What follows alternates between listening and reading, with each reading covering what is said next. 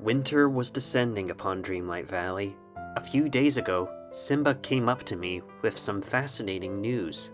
He had remembered his friends, before the forgetting had set in. Timon and Pumbaa. He suggested that they might still be in the castle realm, trying to find their old friends. Having gained enough magic, I decided to fulfill his requests. I returned to the Lion King realm to try and find Timon and Pumbaa. It took a while, but ultimately, I found the two of them.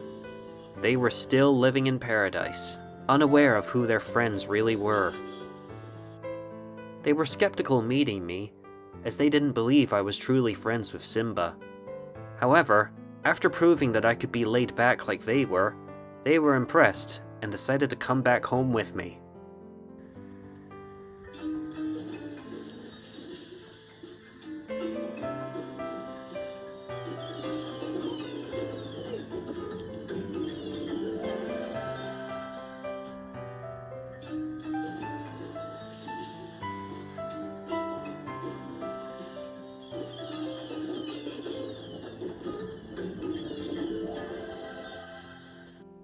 Due to their laid-back attitudes, Timon and Pumbaa struggled to think of what they could do in Dreamlight Valley.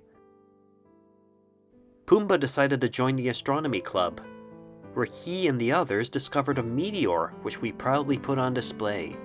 Timon, meanwhile, decided to open up Timon Talks, occasional gatherings where the islanders could discuss problems with Timon and see if he can provide any feedback for them. Pumbaa, being a pig, couldn't help but be attracted to mud in the valley, and so I decided to give him a very special job. Pottery classes. Every once in a while, Pride Rock would become his personal classroom where he would teach pottery to the residents of the valley, even putting their artworks on display. Timon and Pumbaa even saved the day. One day, Merlin had noticed that some new strange bugs were appearing in the valley, known as night mites, small nasty bugs which were causing more of the forgetting. Timon and Pumbaa, with their bug hunting skills, were able to locate their mounds and we were able to eradicate them. We eventually found the source of the night mites in the Forgotten's castle. We hunted them all down and exterminated them. Merlin was impressed with Timon and Pumbaa's work and declared them heroes. And I personally rewarded them with a feast of bugs to share with Simba. But Timon and Pumbaa weren't the only new arrivals on Dreamlight Valley.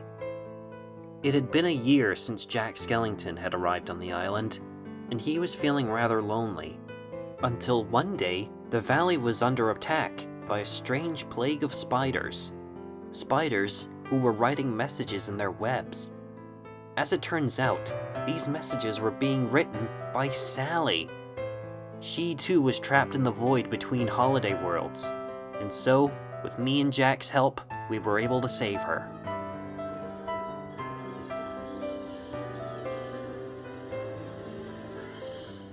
Immediately upon arriving in Dreamlight Valley, Sally rushed off to find Jack, and was able to reunite with him. Not long after settling in, Sally decided to organize a date with her and Jack. Thanks to my help, we were able to make it happen. Due to the lack of Halloween Town herbs, Sally opened up a compost bin near the Vitalis mines in order to get more unpleasant ingredients.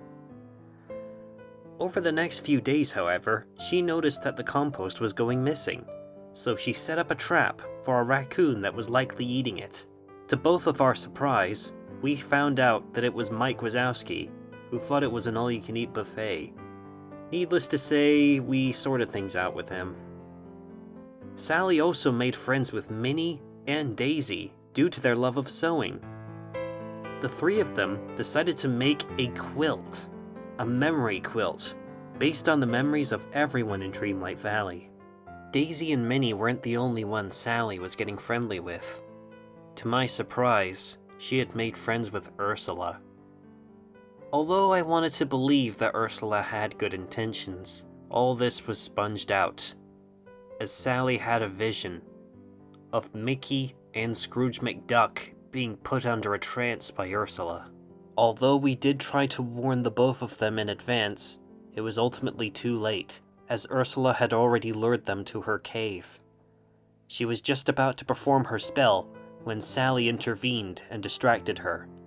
I ultimately put a stop to her spell, which in the end would have made her more likely to be one of the pillars of the community. I scolded her for trying to do so in such a heinous way. Scrooge and Mickey were sorry for not taking my warning seriously, but in the end, I was sorry for Sally, as she ended up putting her trust in the wrong person. But it was comforting to let her know that she wasn't alone in this valley. Soon enough, it was Christmas. Another year of success on the Powderpelago. Who knows what the next year will bring? All I know is that it's going to be wild.